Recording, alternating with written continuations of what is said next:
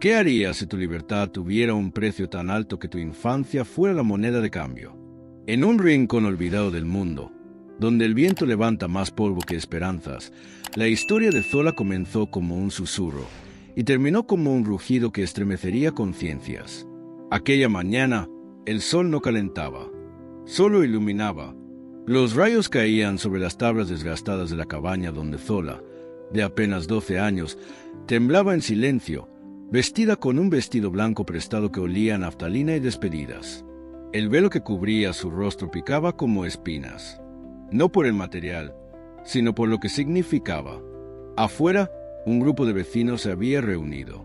Murmuraban en voz baja, como si la verdad fuera demasiado dolorosa para decirla en voz alta. Nadie la miraba a los ojos. Ese día, Zola iba a convertirse en la esposa de un hombre que podría haber sido su abuelo. El señor Walter Hayden, extranjero, septuagenario, piel clara, mirada distante, manos frías como piedra. Había llegado hacía poco, sin pasado ni explicación.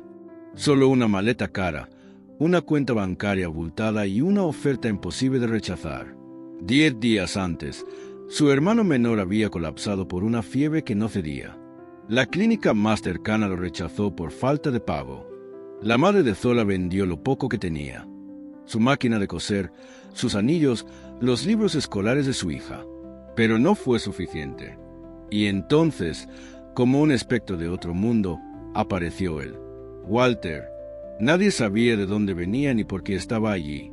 No era religioso, ni filántropo, ni turista. Solo observaba, y cuando vio a Zola comprando medicinas con unas cuantas monedas oxidadas, su interés se encendió. Al día siguiente, tocó a su puerta con una propuesta, una dote tan generosa que garantizaba no solo el tratamiento del niño, sino comida, ropa y techo por un año entero. La madre gritó, lloró, se negó. Pero al caer la noche, la fiebre del pequeño empeoró. Y fue entonces cuando Zola, tragándose el miedo, dijo con voz apenas audible: «Acepto». La boda fue rápida, sin flores, sin música, sin risas. Su abuela le colocó un viejo collar de perlas como bendición improvisada. Walter, en un traje impecable, apenas pronunció un sí. Zola no dijo nada. Nadie le pidió que lo hiciera. Esa noche, en una casa ajena, ella se sentó al borde de una cama perfectamente hecha. Él, al otro lado de la habitación, le tendió un bol de sopa. «Debes comer», dijo con una voz tan suave que parecía falsa. Luego cerró con llave la puerta de su dormitorio y desapareció tras ella. Zola pasó la noche despierta, abrazando una foto de su hermano. La pregunta la carcomía. ¿Por qué no había hecho lo que todos esperaban? ¿Por qué no la tocaba? ¿Qué quería realmente? Y así comenzaron los días más extraños de su vida. Zola esperaba el golpe, el castigo, la sombra oscura que todos los susurros habían prometido. Pero en lugar de eso, recibió una taza de té a las 4 en punto, cada día, con miel y una galleta envuelta en lino. Recibió ropa limpia, una habitación propia, silencio y espacio. Walter no cruzaba la línea, no la tocaba, no la miraba como los demás. Y eso, paradójicamente, era lo más inquietante de todo. Una tarde, mientras se leía en su sillón de siempre, Zola lo observó en secreto. No leía para distraerse, sino como quien huye. Frente a él, un espejo viejo. No se arreglaba ni se afeitaba. Solo se quedaba allí, mirándose con una tristeza tan pesada que parecía arrastrarlo. Sus labios se movían sin emitir sonido. Murmuraba algo, a sí mismo o a alguien que ya no estaba. El día siguiente, Walter le ofreció caminar por el sendero detrás de la casa. Le entregó unas botas, una bufanda y un cuaderno. «Deberías escribir», dijo con una calma que sonaba despedida. «Aunque solo sean pensamientos». «¿Para qué?», preguntó Zola, arrugando la frente. «Porque las historias le dan sentido al dolor», respondió y bajó la mirada. «Y creo que pronto vas a necesitar eso». Fue en ese instante que el aire pareció helarse. 5 días después de la boda, Zola notó una puerta cerrada al final del pasillo. Era diferente, más pesada. La manija no giraba. Preguntó una vez qué había allí. Walter sonrió sin alegría. Algunas puertas solo se abren cuando estás lista, dijo. Pero Zola ya no era una niña. Había entregado su infancia como rescate. Había sentido como la desesperación silenciaba la voz. Así que esa noche, mientras Walter estaba en el pueblo, tomó un alfiler y forzó la cerradura. Lo que encontró dentro cambió todo. Era como entrar en un santuario construido con secretos. Fotografías cubrían las paredes. Niños, docenas, de todas las razas, de todos los países. Algunos sonreían, otros no. Cada imagen llevaba una fecha. Algunas, una cruz negra. En una esquina, una vieja caja de madera guardaba cuadernos y cartas. Tomó una al azar. Querida Marisol, debes tener 17 ahora. Espero que todavía toques el violín. Perdona que no haya podido quedarme. Otra.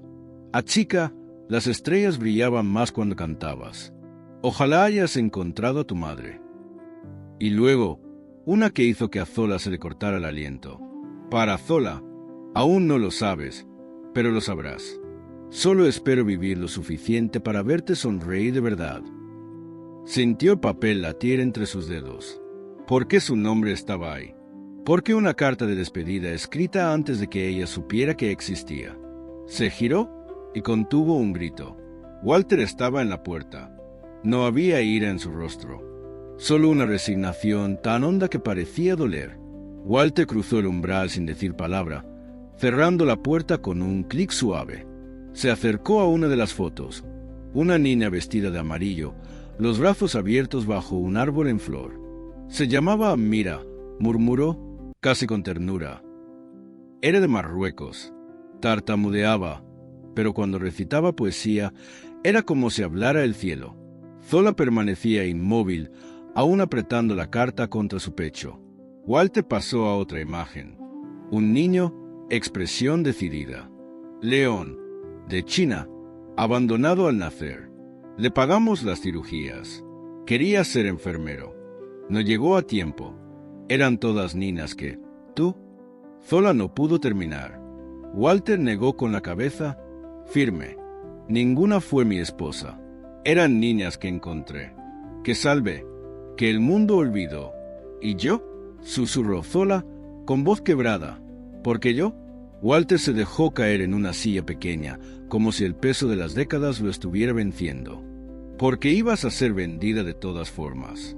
Solo que no lo sabías todavía. Las palabras colgaron en el aire como cuchillas. Y él continuó. Había rumores, un hombre ruso. Compraba niñas. Tu familia tenía deudas. Él iba a venir a ofrecer dinero. Yo llegué antes. Zola dio un paso atrás. En shock. Estás mintiendo. Ojalá, respondió Walter, la voz apagada. Pero solo tenía dos opciones. Dejar que te tuviera o comprarte tiempo. La habitación se llenó de un silencio espeso. Las fotos ya no parecían extrañas. Eran altares, memoriales, pruebas. Entonces, Walter habló, y lo contó todo. Durante 2 décadas había recorrido el mundo buscando niñas vulnerables, huérfanas, abandonadas, vendidas. Las ayudaba, les pagaba estudios. A veces construía pozos o casas. En ocasiones lograba adoptarlas. Pero cuando la ley fallaba, cuando el sistema era lento, actuaba en las sombras. Zola interrumpió. ¿Por qué no hiciste una fundación? ¿Una escuela? ¿Una campaña? Walter sonrió, cansado. Una sonrisa que sabía a derrota. Lo intenté, pero el dinero no rompe las cadenas donde la ley protege al fuerte y castiga al débil. Lo único que funcionaba era estar allí, en persona, antes que ellos. Se levantó con esfuerzo y puso una mano sobre el cuaderno que ella aún sostenía. No quería ser tu esposo, Zola. Quería ser tu oportunidad. Esa noche, Zola no pegó un ojo. Sentada frente a la ventana, con la carta en las manos, pensó en todo lo que podría haber sido su vida y lo que se había salvado de ser. Walter no la había liberado porque debía hacerlo. Lo hizo porque nadie más lo iba a hacer. A la mañana siguiente, La casa estaba demasiado silenciosa. Zola buscó a Walter, primero en el comedor, luego en el jardín, después en la biblioteca. Nada. Su pecho comenzó a apretarse. Fue hasta su habitación, con los nudillos temblorosos, y empujó lentamente la puerta.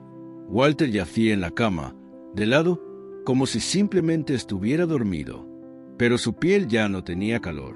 Sus labios no respiraban. Su corazón, aquel que había cargado tantas vidas, había decidido detenerse. Los médicos lo confirmarían más tarde, una insuficiencia cardíaca avanzada. Él lo sabía. Sabía que su tiempo era corto. Por eso había corrido. Por eso la había elegido a ella. En la mesita de noche, Zola encontró un sobre con su nombre, cuidadosamente sellado. Lo abrió con manos frías. Zola, si estás leyendo esto, significa que ya me he ido. Pero está bien. Viví mi vida. Ahora es momento de que vivas la tuya. Todo lo que tengo, tierras, cuentas, propiedades, está a tu nombre. Pero lo más valioso que te dejo no es dinero. Es libertad. No la desperdicies. Por primera vez desde la boda, Zola lloró, no por miedo, no por angustia, sino por amor. La noticia se propagó rápido, primero como un rumor, luego como un vendaval. El extranjero ha muerto. La niña es la heredera. Una fortuna entera para una huérfana de un pueblo olvidado. Los aldeanos se dividieron. Algunos la bendecían en voz baja, otros la maldecían en susurros. La madre de Zola se desmayó. Los ancianos se reunieron a puertas cerradas. Los niños la miraban con mezcla de miedo y fascinación. Y cuando llegó la abogada, una mujer de rostro firme y ojos justos, con un testamento legal firmado y sellado, nadie pudo negarlo. Zola, 12 años, era ahora la única heredera de todo lo que Walter había construido. Durante días, ella no respondió a nadie. Caminaba por los mismos pasillos que antes recorría en silencio, comía la misma sopa que le había ofrecido con gentileza y se sentaba en su sillón favorito leyendo los mismos libros. Hasta que un día, cuando la abogada regresó para organizar la transición legal, Zola levantó la vista y formuló una sola pregunta. ¿Debo irme?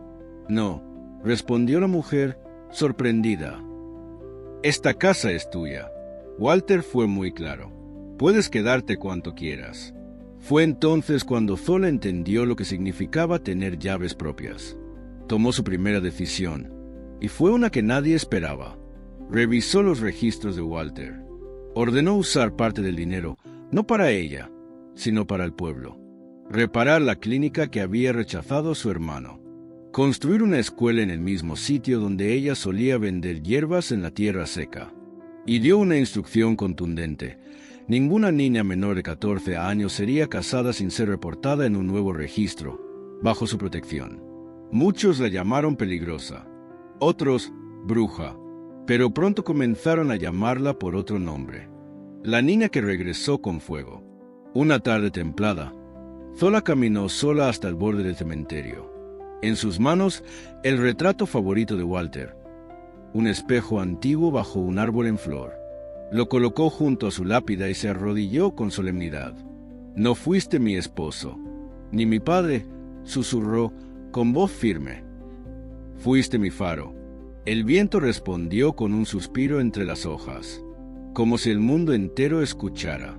Las semanas se transformaron en meses, y la casa que una vez fue solo refugio, se volvió santuario. Una niña llamada Fátima, de 9 años, llegó huyendo de un matrimonio pactado. Otra, Binta, de 11, escapaba de un tío que la lastimaba. Tocaron las puertas de Zola, y ella las abrió, no como salvadora ni como reina, como hermana. Una noche, mientras organizaba los libros de la biblioteca, Zola encontró un sobre oculto entre las páginas de un tomo polvoriento. Llevaba escrito a mano: «Si alguna vez vienen por ti, no tengas miedo». Abrió la carta con el corazón en vilo. En su interior había una lista: nombres, fechas, direcciones. Decenas de hombres, funcionarios, diplomáticos, empresarios. todos relacionados de alguna manera con redes de tráfico infantil, matrimonios forzados y corrupción sistemática. Walter no solo había salvado niñas, había documentado a los monstruos. Zola sintió como su pecho ardía. Al final de la carta, una línea escrita con letra temblorosa. Usa tu voz, Zola. Quema la oscuridad. La luz no puede morir cuando sabe quién es. Y ahí lo decidió. No construiría solo una casa. Construiría un movimiento. Un año después, su nombre estaba en los periódicos de medio mundo. Un periodista que había seguido rumores sobre una niña heredera descubrió mucho más. Una revolución silenciosa en plena ebullición. Zola Lanston ya no era una niña anónima. Era una voz firme por miles como ella. Con la ayuda de la abogada y la lista de Walter, fundó el Informe Lanston, un archivo explosivo que desenmascaraba redes internacionales de abuso, funcionarios que vendían favores, aldeas que subastaban a sus hijas tras puertas cerradas. La respuesta fue inmediata: amenazas, intentos de censura, sabotajes. Pero ya era tarde. Zola no solo tenía recursos, tenía pruebas, tenía un ejército, sobrevivientes, maestras, donantes, personas que Walter había tocado en secreto, todas listas para alzar la voz. A los 14 años, Zola subió al podio de las Naciones Unidas. Sus palabras fueron tan serenas como un río y tan implacables como una tormenta. A los 15, había ayudado a modificar las leyes en 3 países africanos, estableciendo sanciones penales internacionales para quienes intentaran casar a niñas menores de 16 años. A los 16, regresó a su aldea, no con guardaespaldas ni cámaras. Sola, caminó hasta la escuela que ella misma había hecho construir, rodeada de niñas que reían, aprendían, soñaban. Zola sonrió. Antes le tenía miedo al silencio, les dijo: ahora sé que es en el silencio donde nace la fuerza. Una niña levantó la mano tímidamente. ¿Eres una reina ahora? Zola soltó una carcajada genuina. Las reinas llevan coronas, dijo, tocándose la sien. Yo llevo fuego. Esa noche volvió a la antigua biblioteca de Walter. Pero ya no era antigua. Estaba viva, llena de nuevos libros, dibujos, cartas de niñas salvadas. Encendió una vela, abrió su diario y escribió como cada noche. Luego miró al cielo por la ventana abierta. «Espero que me veas ahora», susurró, y en la brisa que movió la llama por un instante, juraría que escuchó aquella voz suave que una vez la salvó. «Siempre te he visto.